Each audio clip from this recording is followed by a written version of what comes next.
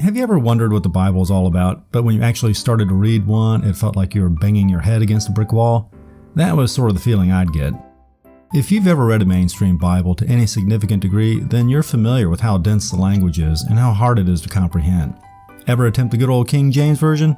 Good luck with that. The Old English just makes it a beating. But even modern translations are a pain. Now, why is that? Well, sad to say, the Bible is a grossly repetitive, horrendously overwritten, and sloppily edited book of staggering length. It's so daunting that most people don't stick with it for more than a paragraph or two. Unfortunately, there's no lack of people who are more than happy to step in and interpret the text for you. They lead Bible studies that are carefully designed to avoid what most of the book is actually about. As a consequence, too many Christians are only familiar with a limited number of cherry-picked platitudes, mostly from the New Testament. This is the Holy Bible naked and exposed. What is the point of presenting a Bible in this way? Simple: to make the Bible an easy read by pruning out the wordiness that makes God's bestseller so impenetrable. The Hbne is the entire New International Version, or NIV, stripped of the worst of the repetition and overwrought language. Think of it as a sort of Cliff's Notes version. And the funny thing is, Cliff's Notes on the Bible are terrible. The Reader's Digest version? Terrible. All these? They're a joke.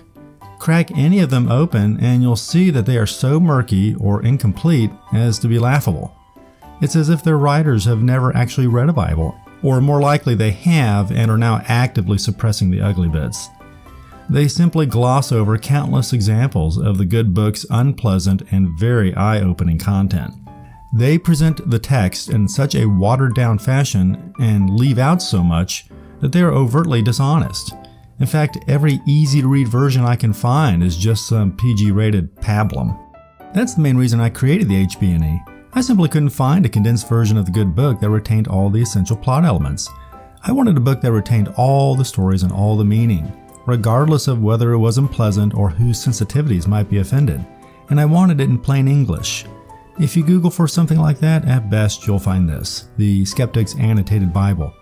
For scholarship and detail, it's hard to find fault, but at its core, it's still the bloated King James Version. You're still stuck reading the outlandishly florid prose, complete with all the repetition and superfluous details. The Hbne is concise and condensed, retaining every episode to be found in the nearly 1 million words that constitute that very long book. I hope you enjoy this series as we take an unflinching look at the Bible and learn what it, and I mean all of it, actually says.